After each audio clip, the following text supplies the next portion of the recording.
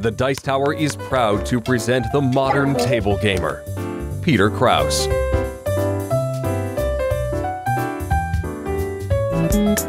Hey gamer friends, today we're going to learn how to play Gravwell. And this is a special Modern Table Gamer episode as I have game designer Corey Young with me, and wingman Liam Harn, and playtester.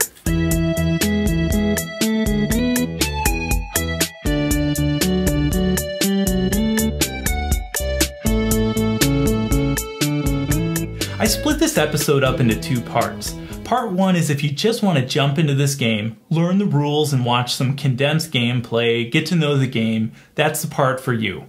Part 2 is going to be the full gameplay, along with some questions that I asked Corey Young. As long as he was here, I figured I'd hit him up with some designer questions that would go along with the game. Okay, so Gravwell, it's a 1 to 4 player game. We're going to be playing with 3 players tonight, so everybody pick a color. We'll start with that. I'm going to choose yellow. I'll choose brown. Yeah. And we'll get rid of this one. Okay, I'll take the blue. Now, so you get a ship, and all of our ships are going to start here in the singularity. The whole object of the game is to escape from the singularity, get over here to the warp gate. So at its heart, yes, Gravwell is a race game if you want to think of it as that way. Everybody's going to start with one emergency stop card. You'll have this card to use throughout the game, and the colors correspond to the color of your ship. So, oops, I swapped that, didn't I? No, this one. Wow, okay. So don't let the colorblind guy give out the cards. I'm quietly laughing over here. I thought it was great. Okay, we'll circle back and talk about the emergency stop card. But one of the advantages of that is you can tell who's using which ship because you'll have this card in front of you the whole game.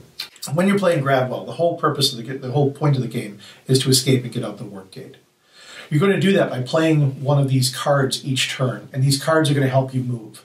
If you look at the cards, they have chemical symbols on each one, but you don't need to know anything about chemistry. You just need to know the alphabet. 26 cards, they're lettered from A to Z.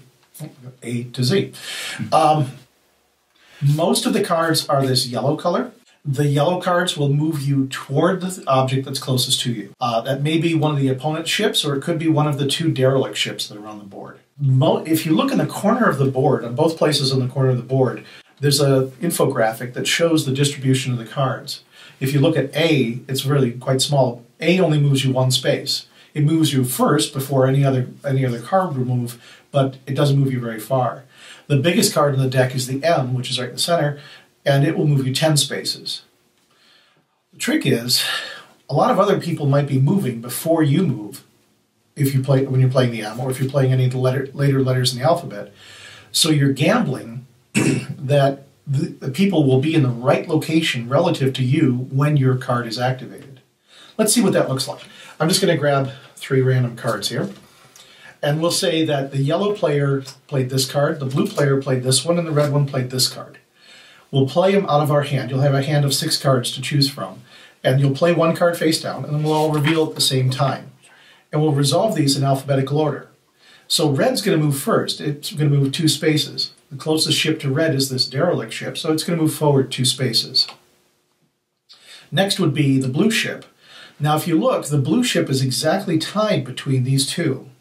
In the case of a tie, you'll move toward the side that has more gravity, meaning the more ships. So there are more ships ahead of blue, counting these 2 plus that other derelict. There are more ships this way, so blue is still going to move forward. It can happen, let's just put the derelict over here for this other derelict. It can happen that you have an exact tie where you're dead center between 2 ships and then there are the same number of ships on either side. If that happens, you don't move at all. You just sit still. Okay? You never get to decide which direction you're going. It's always based on proximity to the other ships. So again, in this case, blue is going to move 6. So 1, 2, 3, 4, 5, 6. And then M's number will go off, or I'm sorry, yellow's number will go off, and he's going to move 10.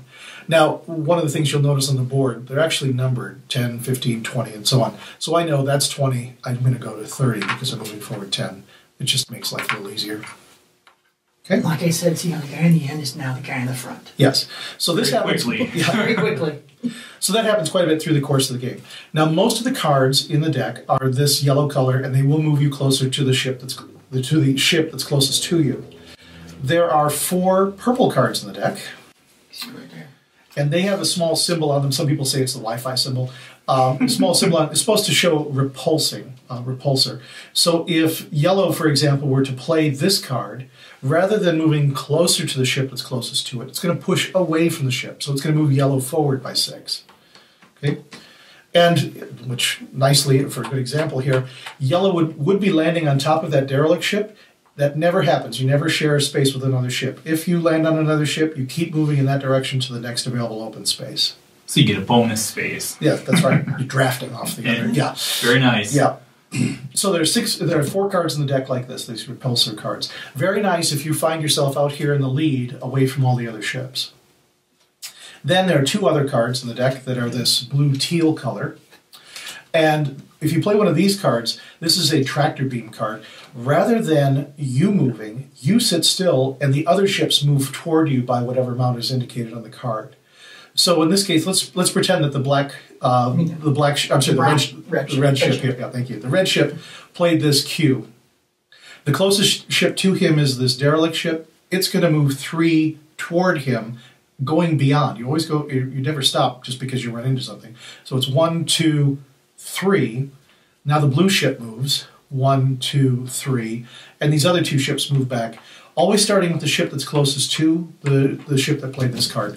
And the other ships that actually move don't affect, even though he was closer, it's always the tractor beam. You become the center of gravity. Right. They always go towards you. Yeah. Everything gets pulled Or toward whoever plays the card. Got it. And a lot of people call these the jerk cards because it just messes everybody up. Because it just really stirs the mix. Nice. When you play those. There are only 2 of those. There are only 2 of those in the deck. But they're really nice to play if someone from far ahead. You want to bring them back to the group. Yes. Nice. And then that's shown here. Yeah. Yes. And here. Yeah. Okay. Okay. So I'm just doing a rough shuffle here. We'll all start at the center. The derelict ships will start on these spaces. That's the only thing special about those spaces, just to tell you where the derelict ships are played. So the object of the game, again, is to get out. You will play a hand of 6 cards. You'll play 1 down. And then you'll have 5 and 4 and 3 and 2, and your cards will diminish that way. And then we'll shuffle up the cards again, and we'll do another draft. And we're going to start the game off with a draft. We'll see what that looks like in just a moment. Each round, each hand of 6 cards, you have this emergency stop card. If you find that you're in a situation and that would take you back, let's say you played the R, which would take you back 9 spaces at this point, you decide, you know what, I really don't want to move back 9 spaces at this point. You just say, I'm going to use my emergency stop. You flip that card face down, and you don't move. Okay, it just cancels that movement. This card can be used once out of that 6-card hand. After we shuffle all the cards up, after we've used up our 6 cards and we do another draft, you'll get this back, so you can reuse this card throughout the game, once each 6-round hand or 6-card hand. If you notice in the corner, there's a pawn, and there are 6 rounds indicated by the pawn. Each time we do a draft, we're going to move that pawn ahead 1. Everybody gets their emergency stop back. At the end of the 6th round, if nobody has escaped, whoever's furthest along the track will win. Okay. So it's pretty straightforward in terms of determining the winner. Right. Okay. No problem. Ships here in the center, in the singularity, do not count as being the closest ship to you. So their gravity does not count. So it isn't going to pull you back in there. So any card that you play in this first round, the closest ship to you is this derelict ship out here. Okay. There's no gravity in the singularity. No. So I'm going to deal out the... Yes. You're just floating there in the abyss. For the physicists and the chemists out there, don't overthink it. It's a game. I don't know if you noticed, these are little plastic ships. You couldn't fit real people in there. There are a lot of things you're going to have to just kind of, deal with. So we have 26 cards. I'm going to deal out... It's 3 piles per player. So we have a 3-player game. I'm going to deal out 9 piles. So I'm dealing out... Good. 9 cards face down, and on top of each of those, I'm going to put 1 card face up. Now, the rules say you start with the youngest player in the room. I'm thinking... That's not me. I know it's not me. I'm 41. Okay, so Peter, you're up first. All right. Okay, so you're going to draw 1 set of 2 cards. it's a good idea. I don't want to get too much into the strategy of this, but you do want to have a mix of letters toward the beginning and the end of the alphabet, because sometimes you want to wait until somebody else moves before you do. And then I just look at this. Oh no, you flip it over, and you can look at both. And it's a good idea to look at both, so that you know if you're getting too much of one type. We're just going clockwise on this first draft. You'll see in future drafts, it's going to be based on location. Whoever's closest to the singularity is going to draft first. Yes. Yeah, so it's a bit of an advantage to the person who's in last place. I'm going to take the big enemy. Yeah, I really wanted that one. May I have Yes, yeah. please, and thank you. All right, Peter, you're up again. Lots of yellow. There is lots of yellow. You kind of hope that there's something underneath that's a little better. I'm taking the egg. Yes, we've not talked about Corey's favorite move there. Yes. We will bring it up. We'll bring it up. All right, so everybody now has a hand of 6 cards.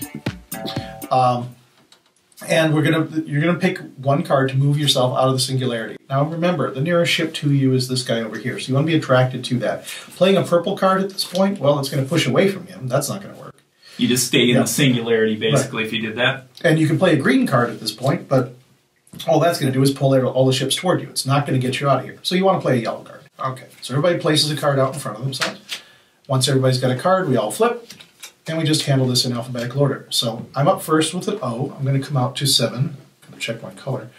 I'm going to go out to 7. Okay, then R. So that's going to take you out to 9. Right there. And then Liam also has a 9. So he's going to come up, but he's going to keep going right on past. Bonus. Okay? So now these cards just get discarded. And now you're down to 5. And now you have to start paying attention to where you are relative to the other ships. I have a hand that there's not much thinking. It's all about the alphabet. Yeah. So I'll give it a shot and try the best strategy I can come up with at this point. Okay. All right. So your yellow, actually that's very good. You played early in the alphabet because you want to move before he gets away from you, right? Right. Very good. So you're going to go forward 3. Okay. So then my J is going to go off. And that's going to drag everybody toward me by 2, starting with the nearest. Oh, I'm going backwards. Right. And even the derelict ships get Okay. moved when you play this. And as far as the derelict ships, is that the only time they can Yes, move, right? that's right. That's the only time they move is when they get yanked by one of the other players. Okay, then Liam, your 7 goes 1, up. 2, 3, 4, 5, 6, 7. And you can see why these cards are so unpopular. Oh, yes. I didn't use my stop. Yeah, I didn't use the stuff. Right. One of the things that you'll see with this, again, because you're always attracted toward the other players, it's very easy to catch up. It's very easy to catch up in the game, but it's kind of a challenge to get out ahead. Right. So I'm playing this way. all right. Good? Perfect, perfect. All right. So, first thing that's going to happen is Liam's G is going to happen. So he's going to move forward his 5. And my gamble paid off. I was thinking he's probably going to play a yellow card to catch up with us. And there are not many big yellow cards left. So I played this one. This is the push, right? So I'm going to push off 5 away from him. Right. 1, 2, 3, 4, 5. Thank you. All right. Then V. Which helps me. Yes, I was exactly. just thinking. Yeah. See, I'm just a helper. I'm just helping everybody. All right, everyone? Good, he did it again. No, yes, good. Right by the skin of your teeth there.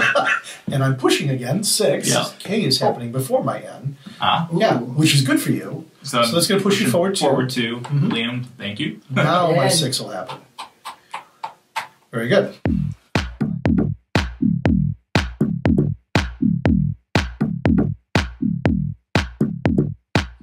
And I'm going to repulse. Yeah, you could, but you might as well just use your emergency It's the stop, last so you don't- card. It's a perfect time. And to that's use your- right. We get to use this once per round. Yeah. Once per round. So And so you're you going to flip get it, it back. and then we're doing back. it, and you get it right back. So that's a perfect spot to use Yeah, it. Awesome. and this is nice because unlikely anybody's getting any closer to you than that derelict ship. So the first turn of your next round, you get to launch. Launch off of them. Yeah, because even if I got an A and moved here, Okay. there's more mass that way, so you'd still get to go. So we just finished the first round. Liam, could you advance the pawn there? So Advancing the pawn. Liam, you get to draft first because you're in. Tell us your thoughts on this game. I would like the neon, please.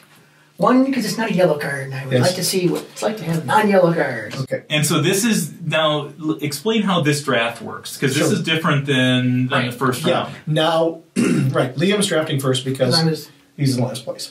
Closest to the singularity. Yes, okay. Peter, you're up next. Okay. So, yeah, we're just doing this in order. All right. So, I think I'm just going to go for... I think I will get to repulse, or not repulse, but to launch off that derelict ship. I took the U. That worked well for me last round. Yeah. I'm going to pick Krypton for all the Superman fans.